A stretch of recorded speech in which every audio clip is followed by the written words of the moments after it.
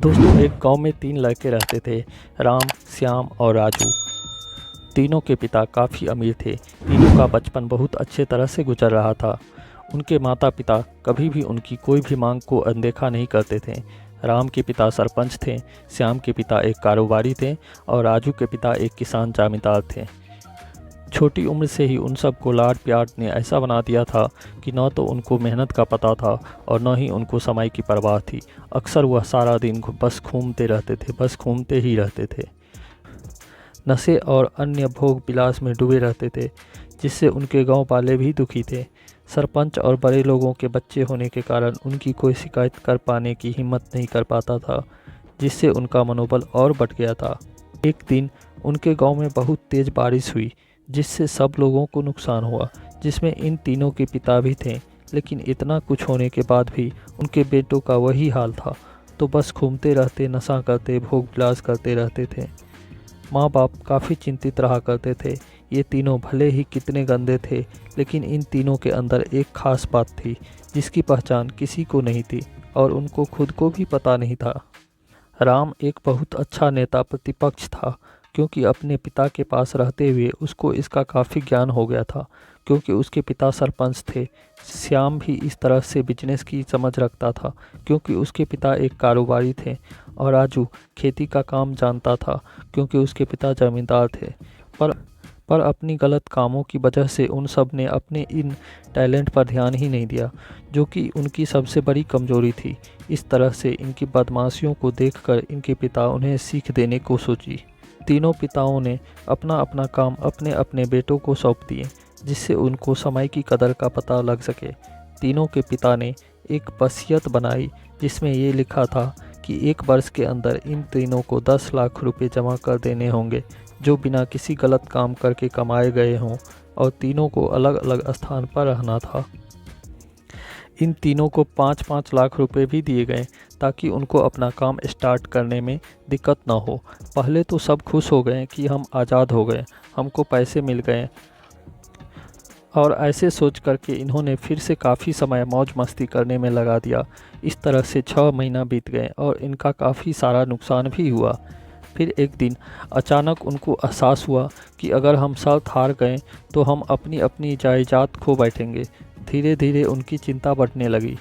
एक दिन वो इसी उधेड़ धुन में एक पार्क में बैठे थे और कुछ डिस्कस कर रहे थे कि उनको एक छोटी सी लड़की मिली। वो फूल बेच रही थी और साथ में पढ़ भी रही थी। तीनों लोग उस लड़की के पास गए। तभी राम ने लड़की से बोला, बेटी आपकी उम्र क्या है? तो लड़की ने जवाब दिया कि मैं 12 साल की हूँ अंकल। इतना सुनते ही राम ने आचार्य से पूछा कि आप इतने छोटे होकर के खेल नहीं रहे हो?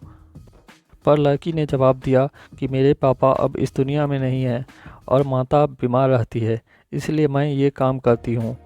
ये सुनकर राम ने अपना पर्स निकाला। उसके पास जो भी पैसे बचे थे वो उस लड़की को देने लगा।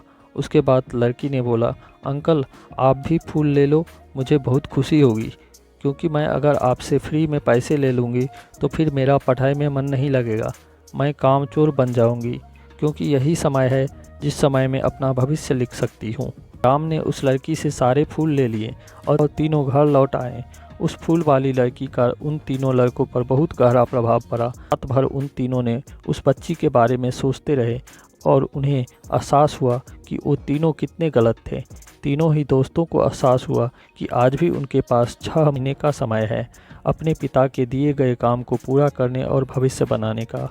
इसी दौरान सब ने सोचा कि अगर बचे हुए समय का सही उपयोग करें तो अभी भी बहुत कुछ किया जा सकता है। इस तरह बाकी दोस्तों ने भी सोचा और दूसरे समय में आकर काम तलाशने लगे। पर उनके शर्त में एक शर्त ये भी थी कि उनको जो भी काम करना है वो अपनी पहचान बताए बिना करेंगे, जिससे ये साफ था कि उनको काम नहीं मिला। और जब काम नहीं मिला तो उन्होंने सोच लिया अब वो अगर कुछ भी करेंगे तो अपने गांव में जाकर ही काम करेंगे। भले ही उनके पिता कुछ भी सोचे, लेकिन फिर भी अपने गांव में जाएंगे और अपने गांव में कुछ नए काम करेंगे। भले ही उनको अपने पिता की वसीयत न मिले। तीनों लड़के अपने गांव में फिर से आए और अपने अपने पिताओं से जाकर के मिले और उन्होंने अपने अनुभव के बारे में बताया और बोला कि वो आगे से ऐसी गलती नहीं करेंगे और उन्हें माफ़ कर देंगे। लेकिन पिता तो शर्त पे ही अड़े थे। लड़कों को कोई दया नहीं मिली। तीनों को फिर से दुख हुआ। तीनों को अपनी गलती की एहसास होने के बाद भी उनके पिता उनको सपोर्ट नहीं कर रहे हैं और फिर से वो रात भर सोचते रहे कि अब क्या किया जाए। तीनों ने मिलकर एक स्कीम निकाली। राम अपने मित्रों के साथ मिलकर लोगों की प्रॉब्लम को सुलझाने लगा, जिससे उसको गांव की समस्याओं का ज्ञान हुआ। इसी तरह श्याम भी गांव के विकास के लिए नए नए तरीके सीख गया और राजू को किसानों और बीजों का ज्ञान हो जाने से उसको काफ़ी फ़ायदा हुआ। तीनों ने मिलकर अपने बाकी पैसों को सही ढंग से सही जगह लगाकर गांव को एक नया रूप दे दिया। उनकी कड़ी मेहनत से गांव के लोग क्या दूसरे शहरों के लोग भी उनकी तारीफ़ करने लगे। उनका गांव तरक्की करने लगा। नई तकनीकों के कारण हर वर्ग के लोगों ने उनका जुड़ाव होने लगा और एक समय आने के बाद उनके पिताओं ने भी उनको माफ़ कर दिया।